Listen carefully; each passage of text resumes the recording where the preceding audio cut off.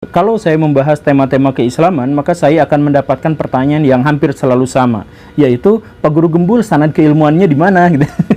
Dan sebagainya. Barangkali juga saya yakin sering sekali mendengarkan orang-orang yang mengatakan seperti itu, baik sebagai argumentasi ataupun sebagai sebuah pertanyaan. Sanad keilmuannya apa gitu? Atau misalkan jangan ikutin ulama anu mah sanad keilmuannya gak jelas gitu. Atau misalkan baraya mendingan ikutan ulama yang ini karena sanad keilmuannya jelas gitu. Biasanya yang dimaksud dengan sanad keilmuan yang jelas itu adalah kiai-kiai NU. Kalau di luar kiai NU biasanya sanad keilmuannya dipertanyakan. Biasanya seperti itu.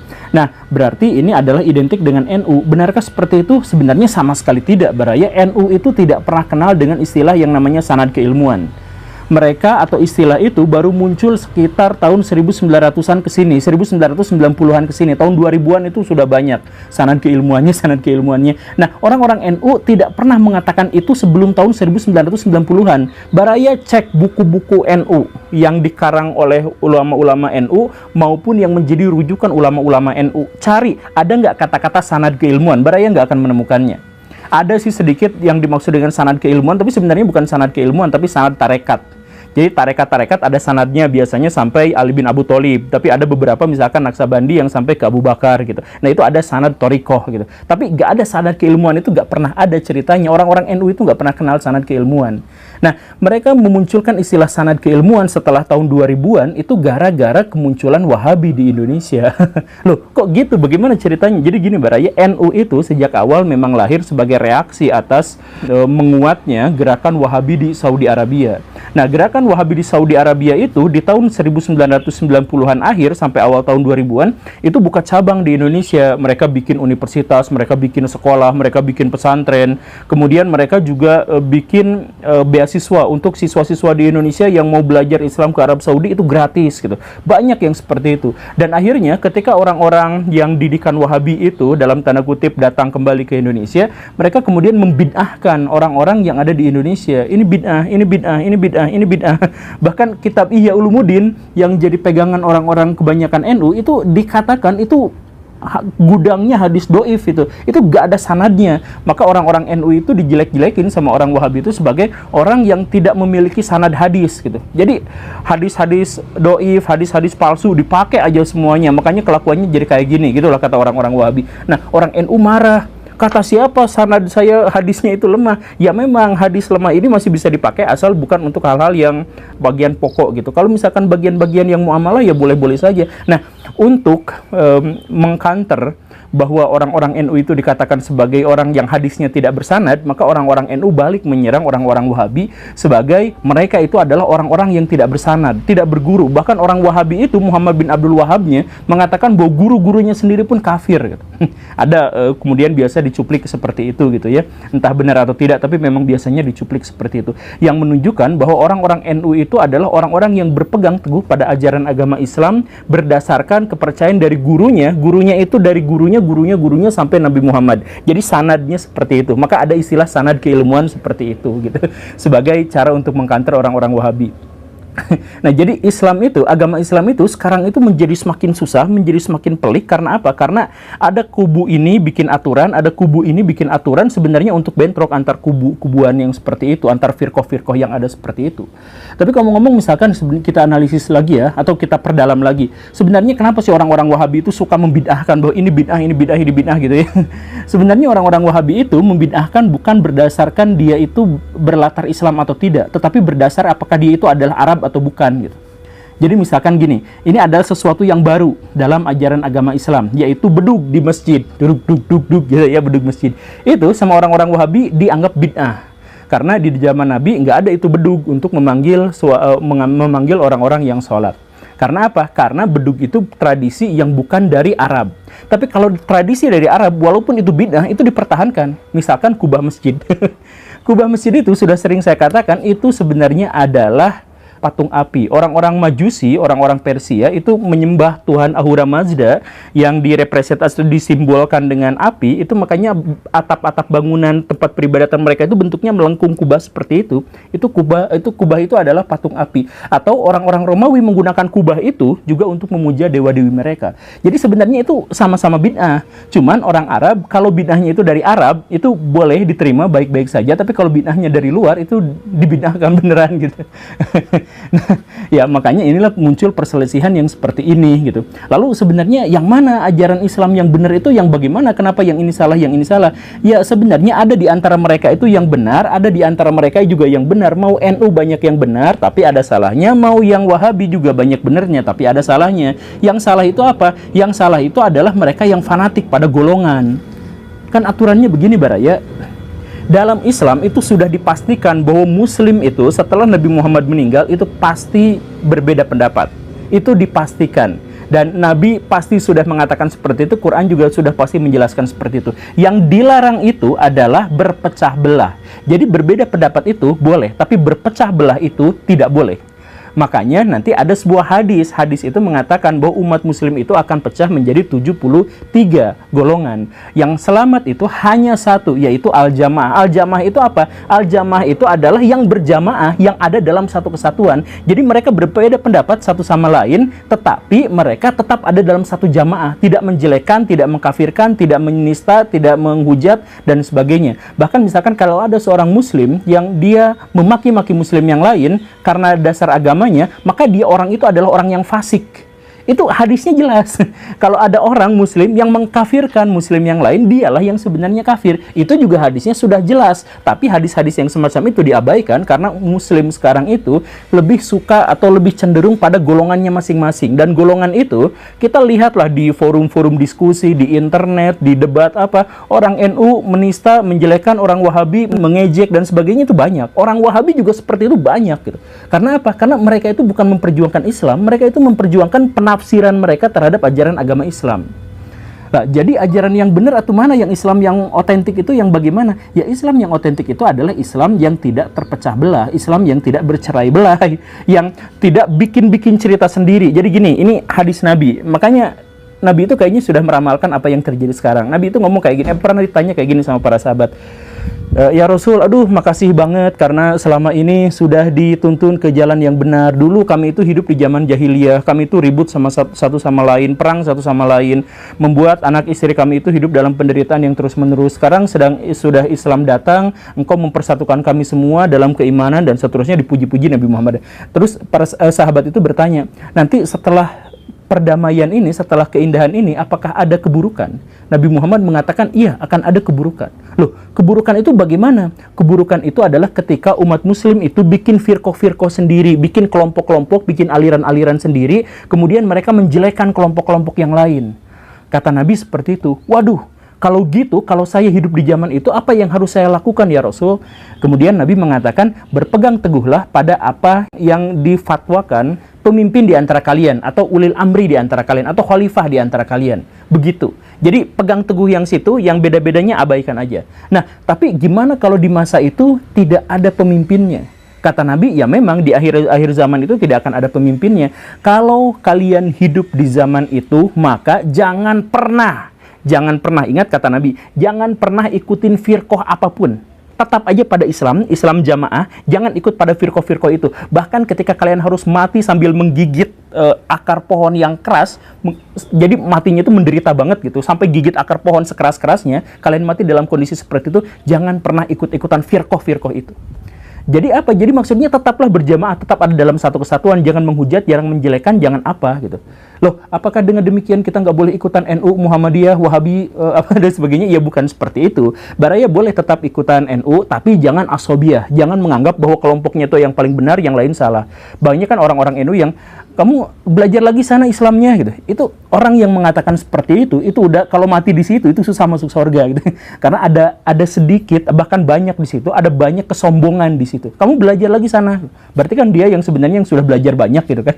Sebenarnya yang seperti itu. Nah, Itu jangan yang seperti itu. Jangan menganggap bahwa NU itu yang terbaik. NU itu ada baiknya, ada buruknya, sama seperti buatan manusia yang lain. NU itu buatan manusia, Wahabi itu buatan manusia, semuanya itu buatan manusia. Jadi ada baiknya, ada jeleknya. Jadi jangan mentang-mentang saya itu hanya kami yang kelompok sunnah, yang kelompok yang lain itu tidak.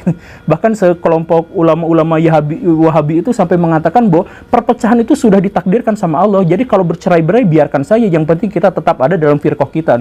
Itu kan celaka yang seperti itu. Jadi mentang-mentang ditakdirkan. Jadi kalau misalkan mentang-mentang ditakdirkan ada setan terus kita ikuti, ya kan enggak juga. Mentang-mentang Dajjal nanti turun di akhir zaman maka kita akan mengikuti, ya enggak juga kan. Mentang-mentang Allah kemudian mengatakan bahwa umat muslim itu akan terpecah belah, kemudian dia membenarkan pecah belah itu, ya enggak juga kan. Yang paling penting itu adalah bahwa poinnya kita semua akan berbeda pendapat, tapi jangan pernah berpecah belah. Begitu. Jadi ikutan NU itu bagus karena dari situ kita mendapatkan ilmu pengetahuan, kita bisa bekerja sama dalam sebuah organisasi untuk menciptakan sebuah peradaban dan sebagainya. Begitu, ya bagus itu. Tapi kalau NU itu sampai mengatakan Muhammadiyah itu nggak ngerti otaknya, Wahabi itu mah kelompok itu dan sebagainya. Lah, tapi kan mereka salah. Kalaupun mereka salah, yang harus disalahkan itu adalah perbuatannya, bukan orangnya. Jadi kan tindakan atau perbuatan orang itu kan bukan permanen melekat ada pada dirinya. Ada orang-orang Wahabi yang mengatakan bahwa itu Quraisy Shihab itu sesat. Karena apa? Karena anaknya tidak berhijab. Kalaupun yang dianggap salah itu adalah anaknya tidak berhijab, sebut aja wanita yang tidak berhijab itu salah. Selesai di situ, bukan Quraisy Shihabnya yang kemudian dianggap sesat. Ya kan, pernyataan beliau itu tidak permanen. Pernyataan beliau itu hanya satu atribut dari apa yang beliau gagas, bukan pribadinya. Kalau pribadinya itu adalah milik Tuhan, nggak bisa dihakimi sama orang yang lain gitu. Jadi kalau misalkan ada perbedaan antara NU dengan Muhammadiyah, NU dengan Wahabi dan sebagainya, lihat baik-baik perbedaan pendapatnya. Lah, jadi nanti gimana kita memilah yang benar dan yang salah? Ya, fokusnya adalah, kan kata Nabi ya, nanti umat muslim itu akan berpecah belah, maka yang benar itu adalah kembali ke dalam Quran dan Sunnah, gitu. Bukan Quran dan Sunnah yang ditafsirkan oleh ulama kami, ya bukan seperti itu. Ikuti pada Quran dan Sunnah, yang seperti itu saja, selesai, gitu. Misalkan, Baraya pengen memelihara anjing, tapi Baraya melihat bahwa Imam Syafi'i mengharamkan kita untuk memelihara anjing, karena anjing itu najis, semua badannya najis. Baraya bingung, aduh gimana nih? Baraya lihat Imam Malik, oh kata Imam Malik mah boleh memelihara anjing, karena para sahabat juga berburu dengan anjing, dan hewan buruan yang sudah diburu sama anjing itu boleh dimakan, walaupun tidak disembelih. Wah, gimana ini? Nah, dua pendapat itu Baraya milih yang mana? Baraya milih yang manapun itu adalah pendapat manusia. Itu fatwa. Baik orang yang mengatakan itu, mau Imam Malik, mau Imam Syafi'i, mengatakan itu fatwa. Fatwa itu rekomendasi untuk memudahkan Baraya, biar Baraya nggak mengambil hukum sampai ke dalam-dalamnya, nggak usah, ikutin aja pendapat mereka. Tapi kalau nggak mau ngikutin pendapat mereka, ya boleh.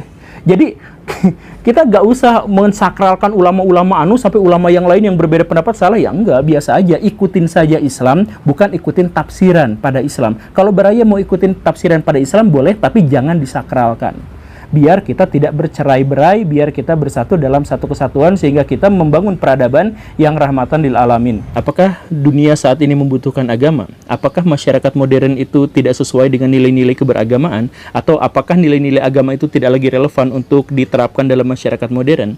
Banyak sekali pertanyaan-pertanyaan ke arah sana, karena kita melihat secara kasat mata banyak sekali fenomena-fenomena yang mengarahkan kita pada kesimpulan-kesimpulan dan pertanyaan-pertanyaan semacam itu. Misalkan kita mengetahui bahwa negara-negara yang masyarakatnya itu sangat religius biasanya adalah negara-negara yang tidak maju. Kita misalkan mengetahui bahwa Amerika Serikat, Swiss, Norwegia, Jepang, atau negara-negara maju yang lainnya itu, mereka bisa maju berbanding lurus dengan ketidakpedulian mereka terhadap ajaran agama. Dan yang dimaksud dengan kemajuan itu bukan hanya kemajuan finansial, bukan hanya kemajuan sains dan teknologi dan sebagainya, tapi kemajuan yang dimaksud itu juga termasuk ke dalam kemajuan moral. Dan karena itu maka kemunduran itu juga terkait dengan kemunduran moral. Misalkan begini, India itu adalah negara yang masyarakatnya taat terhadap ajaran agama Hindu. Tetapi kita mengetahui bahwa tidak ada negara manapun yang sebanding dengan India dalam hal pemerkosaan dan kekerasan terhadap perempuan. Itu di India itu gudangnya di sana. PSK atau kekerasan terhadap perempuan, KDRT, bunuh diri perempuan gara-gara intimidasi, bullying dan sebagainya, itu di India itu marak. Padahal itu adalah negara yang masyarakatnya religius.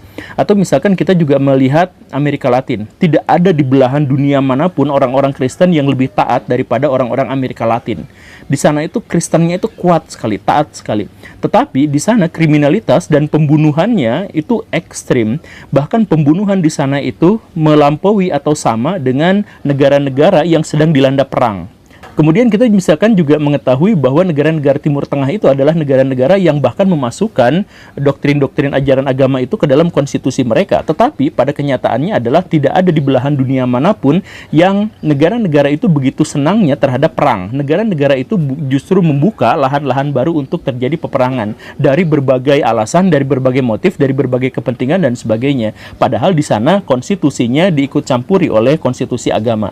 Nah, dengan hal-hal yang semacam itu, maka kemajuan yang dimaksud itu adalah kemajuan bukan hanya kemajuan sains dan teknologi, bukan hanya masalah-masalah duniawi, tapi juga masalah moral dan masalah-masalah akhirat. Negara-negara yang tidak beragama atau negara-negara yang masyarakatnya tidak peduli terhadap agama justru negara-negara yang maju, sedangkan negara-negara yang taat terhadap ajaran agama justru adalah negara-negara yang baik ilmu pengetahuan maupun moralnya jeblok. Nah, kenapa bisa seperti itu? Dan ini kemudian digarisbawahi oleh fenomena yang kemarin muncul, yaitu Ustadz Abdul Somad ditolak oleh Singapura gara-gara ceramah-ceramahnya tidak sesuai dengan nilai-nilai yang dianut oleh masyarakat Singapura. Singapura itu adalah negara maju, tetapi kenapa dia itu begitu alergi, begitu takut kepada simbol-simbol keagamaan? Dan ini juga serupa seperti yang saya katakan tadi, ternyata ajaran agama sepertinya tidak relevan dengan nilai-nilai modern, nilai-nilai aktual, sehingga Ustadz Abdul Somad itu ditentang di Singapura. Bukan hanya di Singapura, di banyak negara maju yang lainnya. Nah, di episode ini kita akan jawab pertanyaan itu. Mengapa negara-negara barat atau negara-negara maju itu begitu alergi terhadap ajaran agama? Baraya, ajaran agama itu sakral, agama itu gaib, dan karena itu banyak sekali unsur-unsur dalam ajaran agama itu yang sama sekali tidak tertakar, tidak terukur, atau tidak definitif.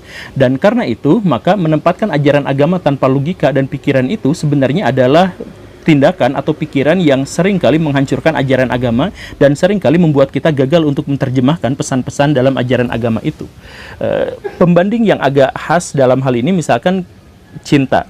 Kan cinta itu kita bisa merasakannya. Kita tahu bahwa kita itu misalkan sedang mencintai atau sedang tidak mencintai, kita mengetahuinya. Tapi cinta itu tidak terdefinisikan, cinta itu tidak terukur, tidak tertakar dan sebagainya. Dan kalau misalkan cinta itu kemudian tidak kita pahami dengan dasar-dasar pikiran dan logika yang benar, maka cinta itu seringkali merusak. Sebagai contoh yang paling sederhananya seperti ini. Ada bapak-bapak, dia bilang cinta banget sama burungnya, burung perkututnya. Jadi dia kasih makan si burungnya, dia kasih minum si burungnya, dia rawat si burungnya dan lain sebagainya. Pokoknya mah dia habis-habisan di situ.